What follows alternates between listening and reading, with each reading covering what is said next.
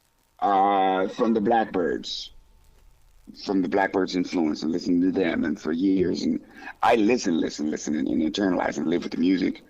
I meet Kevin Toney on the road to life. I meet everyone that I met in Hollywood over the years. I knew all their stuff. Yeah. So they instantly bonded with me and became friends. Like even Rick James, Lou Rawls, George Clinton. And all of them would say, "Hey, Tommy, do that part in the song where do this song." You know what I mean? Maurice White would see me and go, "Do this song, man." You know? And the relationships just built and built. So then when it came to actually going for it, the musicians were already, friends. Yeah. But a lot of them were fans of my work. Yeah. And a large percent of them knew how good I was with music. So the time came. Who are you celebrating when it comes to Kid Zero? Because that scatting in there is something that we don't hear a lot about these days, and I feel like that you're celebrating an inspiration in your life when you're scatting. That's a celebration of my individual voice. Good for you. My individual skill set. Yeah. When it comes to what God put in my throat, and Kid Zero is important to me because, and did you see the cover of Kid Zero? I did, yes. Yeah. Well, that's John Brown. Really? That's John Brown, the abolitionist. He's going to get hung. He took he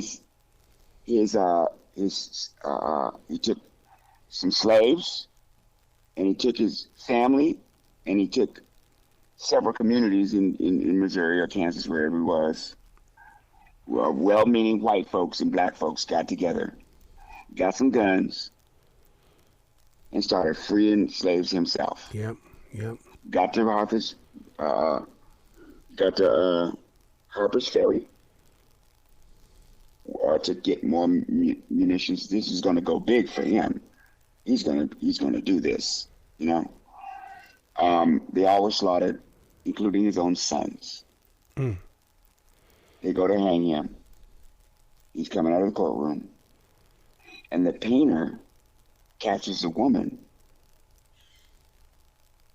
bringing her a slave, a black woman, to hug and kiss him. But standing at their feet are children of all colors that are there to bid him a goodbye. Now, since my story is, I was left in the trash can in Mississippi for dead. My mother found me randomly. She's white. My family's from Wyoming and Colorado. I didn't know I was black until I was 5. I had to figure out this whole thing about race because I didn't look at the world like that. And that song, when I heard Foreplay and Harvey Mason's version, it triggered that I was Kid Zero. Ooh. And that everybody's Kid Zero. Because we can't be, Kid Zero is a very spiritual song. We can't be something and come from nothing. And if you're counting from 1 up to infinity, then what's before it? So true. Nothing is something, So Kid Zero is an ode to everybody in this world who was born to love. Yes. Born to love. You love butterflies, you love this, you love water, you love salt, you love everything that was put here in this place that you were placed. And way of life or the ways of thinking can separate you from mankind, not human race. Human race is a bunch of people from different cultures racing for resources. Mankind is man being kind. Oh. Oh, preach it, man! You got my heart, buddy. So it was my way of getting that message out here at the most important time, which is a time where the green people turn all the colors of people against each other, so they can be more green and get more green. What part of Wyoming did you grow up in? I'm from Sheridan, Wyoming. Shut up. Really? Casper, yes, with the Red Hills. All that shale up there. We used to go down there and get some of that shale and take it back to Montana and put it in our yards. I didn't realize it was even fuel until the government in years later said, "Lee, what are you doing? That stuff can catch on fire." Yeah, I know. I know, and Laramie. Yes. Oh my God. And in Colorado, I grew up in Fort Collins. Wow. Yeah. Do you believe that those mountains can sing out there? Because I always went out there with my tablets and my guitar and would sit in those fields and just, I just felt like the music was just flowing right through me. Yeah. That's why the Native Americans had the bells and the drums, and because they can hear it. Music comes from nature. Yeah. Tommy, if you could see this studio, it is filled with Native American spirituality tools. I mean, I've got it all in here. I totally get into that vibe. It's owed to us. Yeah. Yeah. Wow.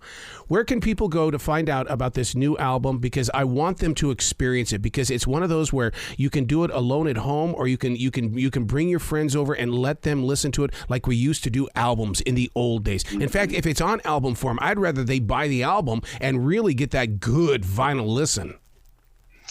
Yeah, this is a new age kind of album where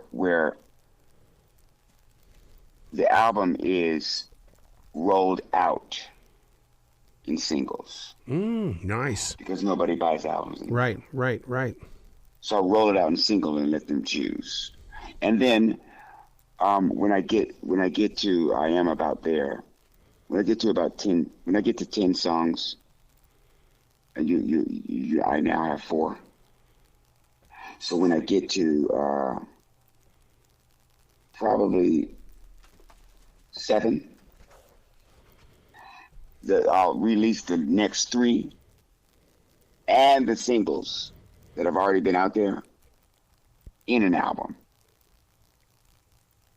It's interesting that you're talking like this morning and sharing this journey, because I'm that weird guy that writes out his prayers every day. And in my writing today, it says it's a story that requires more than one page and chapter, but too often we want to jump from once upon a time or in the beginning. Every story has a connection. Every story has a continuation. And you just said that by rolling out this album, that you know that there is a connection and a continuation, and you're willing to patiently wait for it. Yeah. Because where's the real bargain for the consumer? Because the carpetbaggers are back. Yeah. We're back in 1849. Where people are selling tonics, and setting up tents. That I'm a wizard and I can, we're back. But the worst part is that they're not catching you walking down the street, or they're not rolling through your town. They're in the palm of your hand. Yeah. So true. So you late night, get wham. Wham is the pipe that'll turn your whole house into a freaking rocket or whatever. Yeah. You get that now in the palm of your hand. Yep. And so as soon as you open up your phone, you get, you know, hey, I got a kind of broccoli that you can mash up and you can screw 12 women in a row, you know, and it's right there. Yep. And it's not, and it's all cliffhangers. It's all, this will do this and this will do that and that'll do this and that'll do that and that's why this is that because this is that and that and that and that's why you need that, blah, blah, blah, blah. And then they go, now come to me. Now come to me. You know, so you know, I since I come from labor, you know, since I come from the working people, I come from the people. Yes. Right? Then I am a consumer, right? Set up in a consumer country, right? That wants a bargain. And not a bargain like I'm going to get away cheap, but I get the value of what I paid for. Right. You see? And I want my listeners, who are the consumers, to get a fair deal, man. To get a fair deal. You know, like, let's say, the What's the Way of the World album was a fair deal. You can open it up, you take out the cover that's on the inside, there's artwork everywhere, you got the lyrics, you know? It's a value. And then you got the music on top of that that's going to tell you, child is born with a heart of gold in the ways of the world makes the heart grow cold. So with that seed, that was one of the seeds that I was able to plant in my heart that bear the fruit of Kid Zero. Yeah. Yeah.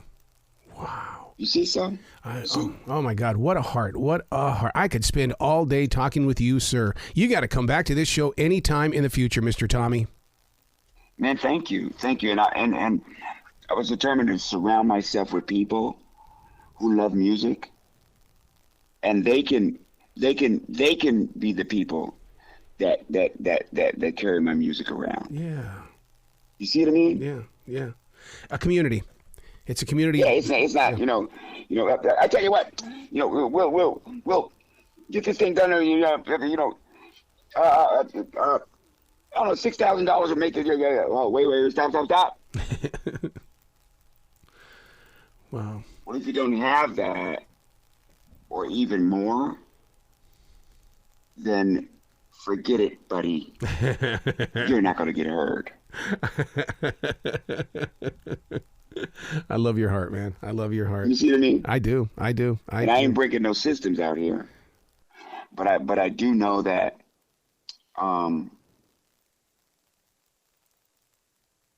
somehow that group of people that were put on boxcars from Poland and Europe in February in the cold with no bathroom for weeks and weeks and weeks somehow eventually got through it.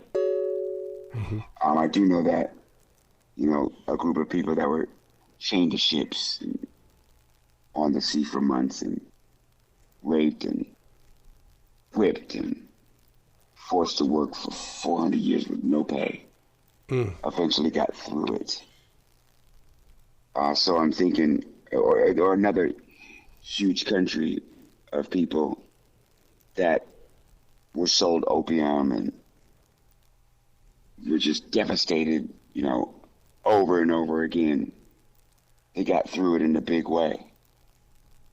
So if they can get through, and how about the kids that were, 18, 19 years old on Omaha Beach or somewhere in some jungle in Vietnam and got through it. And if they can get through that, then my music can get through to y'all. Oh, wow. Wow. That's poetry right there. Wow. Oh my God. You need to write that down, sir, and you need to share that with the world. I will. If you can send me that snippet. I will do that. I will do that. I want that one. You know I love you, man. You got to come back to this show anytime in the future. Love you already, man. And you hear some music, you call me, we'll get it done. All right, man. I love you too, man, already.